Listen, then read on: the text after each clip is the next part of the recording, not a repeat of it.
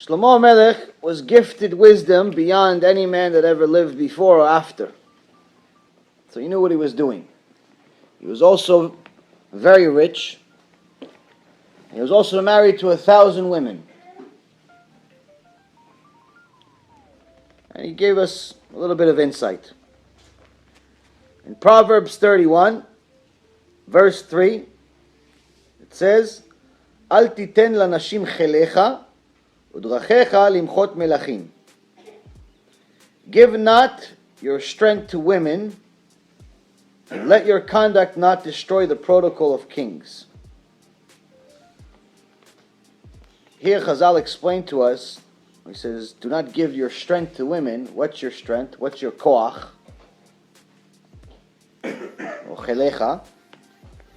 Your koach is your seed. The entire strength of a man is from his sperm. This is why also the athletes like to inject testosterone into their body, so they can become stronger. Or when you have a ill patient that's suffering some serious disease, sometimes they'll put steroids in them.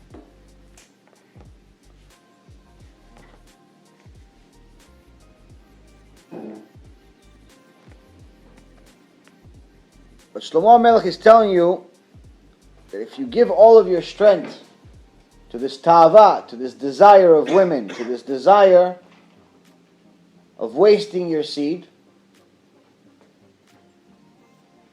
you're going to destroy yourself. But if you need a little bit more details, he said it in another place also. In also Proverbs 25, verse 16. Dvash matzata, echol dayeka, pentis ba'enu ve'ikiato.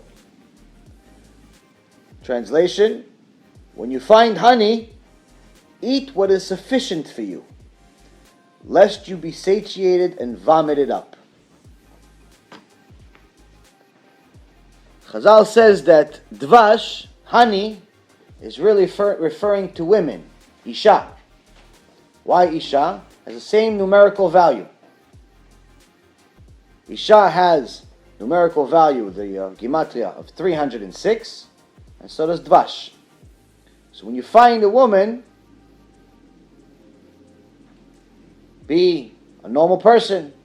If you spend all of your seed every other day to a new woman, or perhaps do it even without a woman, he's telling you something here. He's not telling you about dvash. He's not telling you, you don't need Shlomo Melech to tell you now don't eat too much honey because eventually you're going to throw up. That's not exactly wisdom of the smartest man of all time. He's telling you something here. If you find honey, if you find a woman, take it easy. Don't have just enough. Why? Because if you have too much, you're eventually going to vomit. What does it mean you're eventually going to vomit? You're going to eventually not be able to handle it.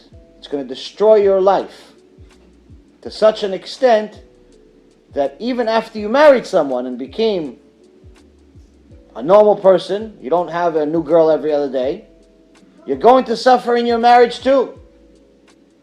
Your wife is a normal person. She's not like you and like what you used to be. You have to be able to control yourself. But not only that, sometimes you see that there's Shalom bayit issues. Sometimes it's a religious couple, sometimes it's a non-religious couple. You see, they both seem normal, they both seem rational, but the wife is always angry at the husband. Later on, many times you find out that the husband wastes seed on his own. Not with another woman, chas v'shalom, but on his own. Why is the wife angry? Because even though she herself doesn't know, her neshama does know. Her neshama does know that he's giving his seed to another woman, specifically the Satan's wife. Neshama is not very happy with you. It's the problem.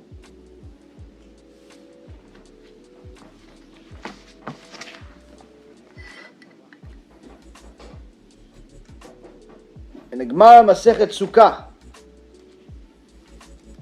page 42b,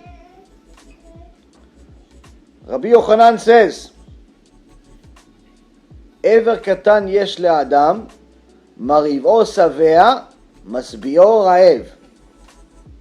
Rabbi Yochanan says, a man has a small organ. The one that starves it is satiated, meaning he's full. And the one that feeds it stays hungry. It's supposed to be the opposite. If you feed it, it's supposed to be satiated, full.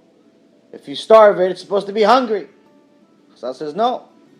Someone says, no, listen, I'm not going to be like I used to be when I was a teenager, doing it 3 times a day, 5 times a day. No, just once in a while. I'll do it once a week. Chazal says it's impossible. A man has a small organ. If he feeds it, meaning he wastes seed, it'll never be full. If he starves it, it'll be full. Meaning, he won't need to. He won't feel the desire anymore eventually. Eventually, when he stops, after the Yetzer Hara gets weaker and weaker, he won't have the desire anymore.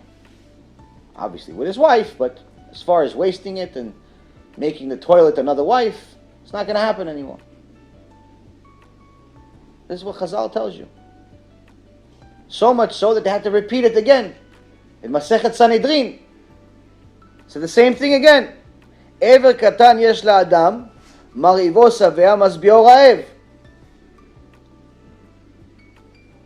Man has a small organ. The one that starves it is satiated. The ones that feed it is hungry forever. So why would they repeat it? What, the Gemara has nothing else to do with their life? No. In Masechet Sanhedrin, page 104a, Chazal says it's halacha, meaning it cannot change, ever. Halacha is eternal, can't change. Anything that's added today is building on the existing halachot. You can never change an halacha, because halacha comes from Moshe from Al Sinai. This is a law of nature. There's no such thing as doing it once in a while. You feed the organ, it'll never stop. And slowly but surely, a man is wasting his power and killing himself.